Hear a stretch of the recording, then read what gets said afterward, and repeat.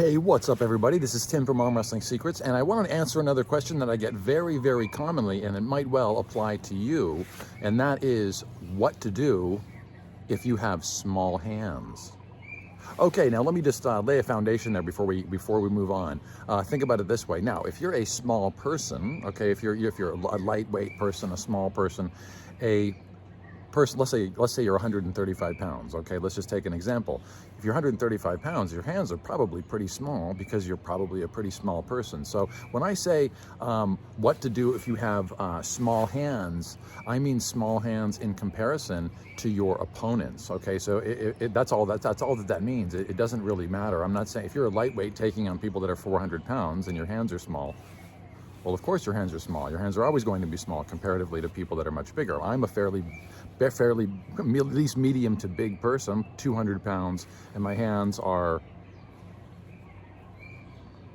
as long as my whole head, as long as my whole face. So my hands are fairly big. I mean, my reach is about 6'4" from fingertip to from middle finger to middle finger when I stretch my arms directly out, and I'm only about 6'1", so my hands are fairly big. Okay, so I'm coming from the position of having big hands, but I've also arm wrestled lots of people with small hands, and I've talked to lots of people with small hands, and of course this conversation's come up a million times in arm wrestling circles and at practice and things like that. And of course I know a lot of small-handed arm wrestlers, and I know what they think and what they do and how they compete, and I think I'm going to try to pass those secrets on to you, okay? And I think you're going to find that very interesting. Okay, now we all know that I would say this, for the most part, the bigger your hands are, the better in arm wrestling. Like for instance, Devin Loran, I mean, his hands are huge.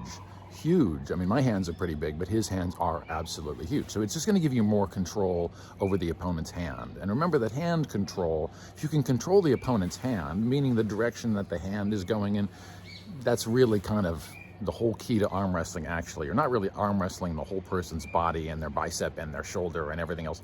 You're really arm wrestling their wrist, hand, and forearm, and trying to change the direction into your advantage. Okay, I know that sounds really simple, but I think you get the idea of what I mean. So the bigger your hands are in arm wrestling, assuming you know what you're doing, okay, you can take advantage of that, and I think you definitely have more techniques, more effective techniques that would be available to you if you have really big hands. And and like I said, we're categorizing.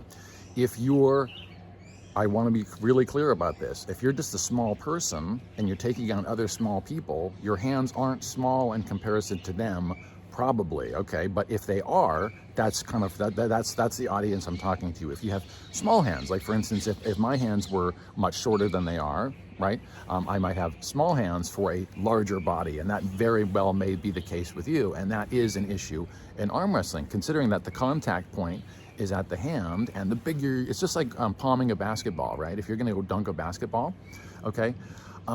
If you can palm the ball, it helps. If you can only do that if you have big hands. If you have tiny hands, you can't do it, okay? So that limits your control just immediately, just in a sport of basketball. If you look at another sport, which is arm wrestling, even more so. Okay, so I think I've clarified that. I've clarified what I mean by small hands to big hands. If your hands are too small for your opponents, and most of your opponents have much bigger hands than you, here we go. Okay, this is what I suggest. And like I said, this is my advice. I'm not trying to change the way you arm wrestle. If you're already experienced success with whatever you're doing, and I don't know you, I don't know what you're doing, whatever techniques you're doing, if you're experiencing a lot of success with those, don't stop because I suggested this. But if you're having some problems at the table dealing with the bigger-handed opponents, and you're wondering why they have an advantage over you, they do. They do have an advantage over you. They have more control, and so you need to change your techniques and tactics to be more competitive with those people. And the bigger their hands are, the more technical challenge or technical changes you might need to make to defeat that person, okay? Especially if they're the same, let's say, similar strength level. If they're much stronger than you and their hand is bigger, you know, and they know what they're doing just as much as you do, then, you know, your chances of winning are very, very, very low, okay? Your machine versus their machine is not very good. And that's the way to look at your hand. It's kind of like, okay, this is part of your machine. Your body's your machine. And what you're putting into real action, okay? And you're limited by the size of your hand, but that doesn't mean you're limited in terms of winning if you just do the right thing. Okay, so getting to the point, so I don't go on and on here. Okay, so if you have small hands and your opponents have big hands, okay, first, their grip and their fingers are going to be wrapping around yours further. Their ability to top roll is better, automatically, okay? Okay, we could argue about that all day. I'm telling you, that's their leverage and their ability to top roll you is better if your hands are much smaller. Okay, so what does that put us in? Should you try to out top roll them? Okay, now I'm going to provide a little arm wrestling secret here, but I'm gonna wind back around.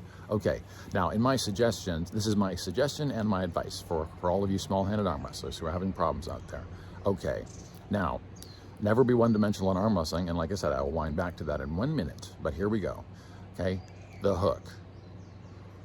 You take the hand out of the arm wrestling match with the hook. You focus on the hook. You turn the person, if they have giant hands, they're used to having control with their fingers and their hand. They can't do that anymore when you've flipped their hand into a hook, and then it's wrist to wrist, and then you're just pulling on their bicep and their pronator, depending on how you're hooking, okay? Suddenly it's you versus their pronator. It's not you versus their hand. That is a huge advantage. Now, remember, if their hooking strength is better than yours, even if they have big hands, you're not going to win the match, okay? That advantage is gone if you're not stronger at hooking. But guess what? If you're a small-handed arm wrestler and you focus really hard on developing this super hard, low, deep hook where you can just take the person's hand and turn them into a defensive hook position and you into an offensive hook position, that's a very difficult position to get out of. You master it. You get really strong at it, okay? Stronger than your opponents are. The ones with the big hands, the ones that are focusing on top rolling, you get way stronger than them in hooking. I know this sounds simple, but it's like, hey, what do you want me to tell you? It's all about winning at the table. You have to become stronger somewhere. You're gonna have to focus on the hook. Take the hand out of the equation, focus on getting into the hook. Okay, now here's part two, okay? Now part two, small-handed arm wrestling. Okay, don't be one-dimensional. If they know you're going to hook, if I know you're going to hook me, I'm gonna low hand top roll and I'm gonna win every time. Okay, unless you can get into the hook faster than I can move. And if I know you're going to hook me, I'm going to move into a low-handed position and your hand's going to flip upside down. Okay, just like that. So don't be one-dimensional. Develop your top roll just as much. And when I'm saying, you know, you're becoming the master of the hook, I'm just saying, don't forget about your top roll. Okay, you have to be dangerous. If the guy takes a low grip on you because he thinks you're just going to hook because you hooked everyone else, top roll.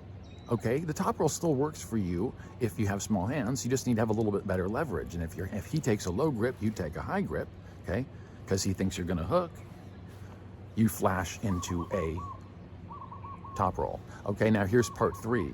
Okay, so number one, which is what I suggest, which is go into getting into that hook position as a dominant position for you. Two, don't be one-dimensional. Make sure you develop your top roll. If you can press, if you can do a press or you can work a press into that, try to do that. That's not comfortable for everybody, but I'm saying at least don't be one-dimensional. Okay, and then number three is another thing that you can actually do. Here's a huge advantage to all of you small-handed arm wrestlers. And some of you guys might not want to hear this, and I don't mean the small-handed people. I mean some arm wrestlers in general. It's the strap. Okay. Now here's the thing, right? So if you flash an opponent into a top roll, you might honestly get to a slip. But here's what I wanted to say about that. That's not what I was going to say. What I was going to say was, if you need to get into the hook position with an arm wrestler, you're going to get into arm wrestling where you have guys that are going to go, okay, I got to keep this guy out of the hook position. Okay, now suddenly, and you have people that can definitely force you into an initial top roll, I would think. Okay, and you're going to run to that position. Here's what I suggest, and this is advanced arm wrestling. Okay, this isn't beginner stuff, but I'm going to put it all in one video. Okay, it's get to the strap. Okay, if you have an opponent that you need, remember, it's all about winning. It's all about beating the opponent. You're not cheating. It's all about winning the match. Okay, if you can't get to the hook in your first match, meaning like there's a slip. You slip, you fly into the top roll, okay? If you have really small hands, guess what? It's a lot harder for a person with big hands to hold on to you, okay? So if you need to get into the strap, you can just make your hand into a little ball on that top roll, keep your pronator really strong, you're pulling back and you're slipping out, and you're getting to the strap. Now, remember, in arm wrestling, it's like, do you actually think for 1 second that people don't slip out on purpose in order to get to the strap?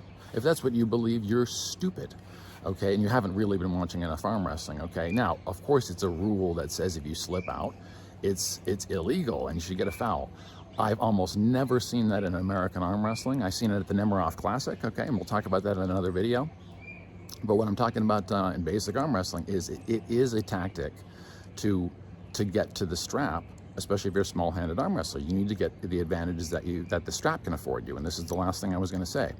Okay, so if you can get into the strap, same person, you're now in match 2.